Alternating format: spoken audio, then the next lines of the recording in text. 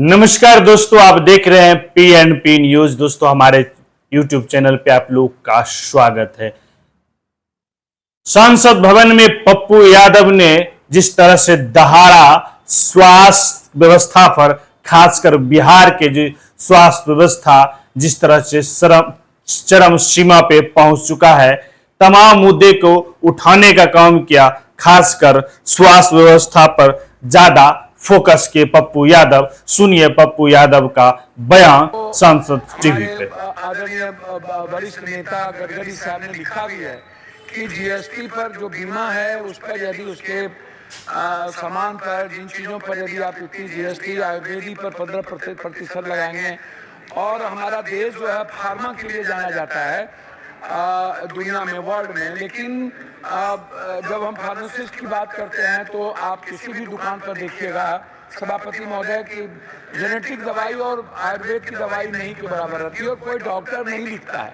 Doctor पर्ची उसी को लिखेगा जो उनको कमीशन देता है। डॉक्टर बगैर कमीशन के दवाई लिख ही नहीं सकता। दवाई के लिए एमआर है, बहुत क्लियर है सभापति महोदय। मेरा कुछ भी नहीं कहना, मेरा कहना है कि स्वास्थ्य पर आप कितना बजट देते हैं, क्या देते हैं, उसमें मैं डाटा में नहीं जाऊंगा। मेरा 43,000 निजी, 69,000 अस्पताल है इस देश में, 39,000 अस्पताल प्राइवेट है, प्राइवेट। और किसी भी सरकारी अस्पताल में अल्ट्रासाउंड, सीटी स्कैन, एमआरआई नहीं होता है, जांच नहीं होता है, कैंसर का इलाज नहीं है।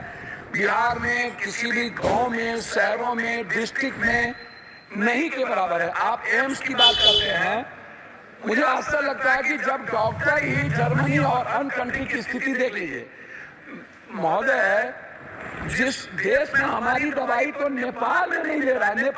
नेपाल कह रहा है कि जो ड्रग्स है ना, अब इंडिया की ये जहर है, इसको वहां के बनाए हुए नेपाल ने मना कर दिया।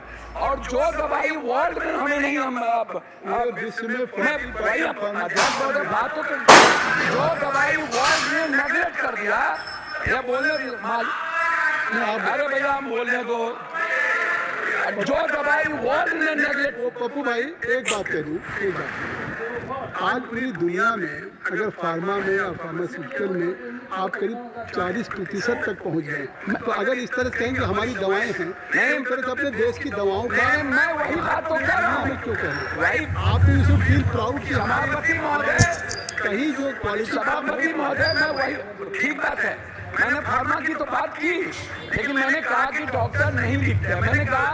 मैंने दूसरी बात कही कि जो दवाई अन्य कंट्री में बैन कर दिया गया उसको हम चला रहे हैं। मैं दूसरी तीसरी बात करना चाहता हूँ कि जैसे प्राइवेट है डॉक्टर, मैं सिर्फ प्राइवेट कराऊंगा।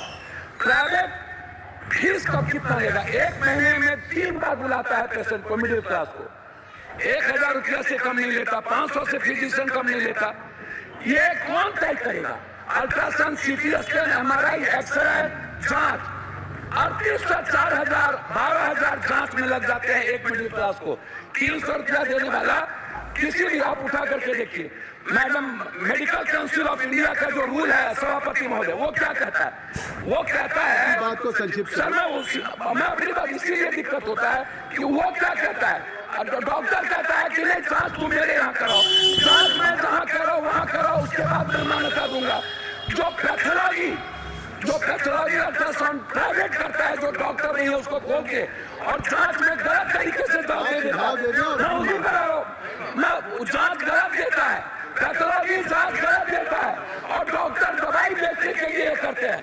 मेरा आग्रह है, जो नर्सिंग होम डॉक्टर से नहीं है, कोई पप्पू यादव ने खोल लिया, ABCD माफिया ने खोल लिया, और डॉक्टर का नाम देकर के वो नर्सिंग होम चला रहा है, क्यों चलाएगा? उसके लिए रेगुलेटरी बॉडी क्यों नहीं है? बिहार सरकार रेगुलेटरी बॉडी क्यों नहीं बनाती है? MP का उस पर कोई निगरानी क्यों नहीं है? तो मेरा आग्रह है इतना ही कि कम से कम फीस तय हो।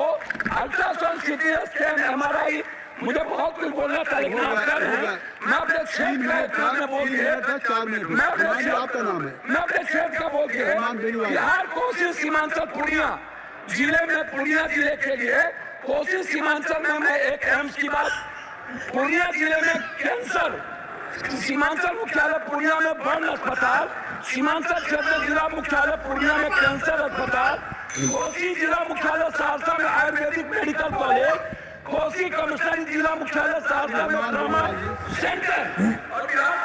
आ गई बात, आपकी बात आ गई। मैं लास्ट कर रहा हूँ। मेरा आग्रह यह है कि निजी नर्सिंग होम पे और फीस पे, जांच पे, अल्ट्रासाउंड, MRI,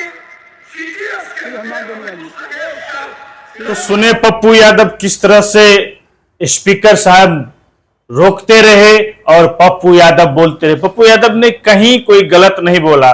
जिस तरह से बिहार में स्वास्थ्य व्यवस्था का जो बिहार क्या, उन्होंने देश का भी बात किया कि जो ऐसे दवा देश में विदेशों में किया गया है, विदेशों में वह दवा देश में चलाया जा रहा है। यह गरीब के साथ अन्याय। उन्होंने डॉक्टर का फीस का बात किया कि फिजिशियन हो या तमाम डॉक्टर महीने में 3 बार बुलाया जाता है और 1000 से 500 रुपया वसूलता है जनता। इसका जो है कौन तय करेगा? जिस तरह से प्राइवेट सेक्टर का डॉक्टर करीब 39,000 नर्सिंग होम है, इसका तय कौन करेगा कि कितना फीस लिया जाए? जिस तरह से जांच में डॉक्टर कमीशन के हिसाब से जांच को लिखता है और सरकार कोई नजर नहीं देता है, गरीब का खून चूसा जाता है जांच के नाम पे। सीटी स्कैन हो या अल्ट्रासाउंड हो या एक्सरे हो, तमाम ये ब्लड जांच हो, तमाम जांच जो है सरकारी व्यवस्था में नहीं है, तमाम प्राइवेट जगह जो है जांच होता है। इस तमाम मुद्दे को जो है पप्पू यादव ने उठाया और उसके बाद उन्होंने कहा सीमांचल को एम्स भी चाहिए, सीमांचल को मेडिकल कॉलेज भी चाहिए, सीमांचल सहरसा तमाम। तो वो आए पूर्णिया के सांसद, लेकिन पूरे सीमांचल का बात पप्पू यादव ने सदन में उठाने का काम किए। तो ये हकीकत भी है।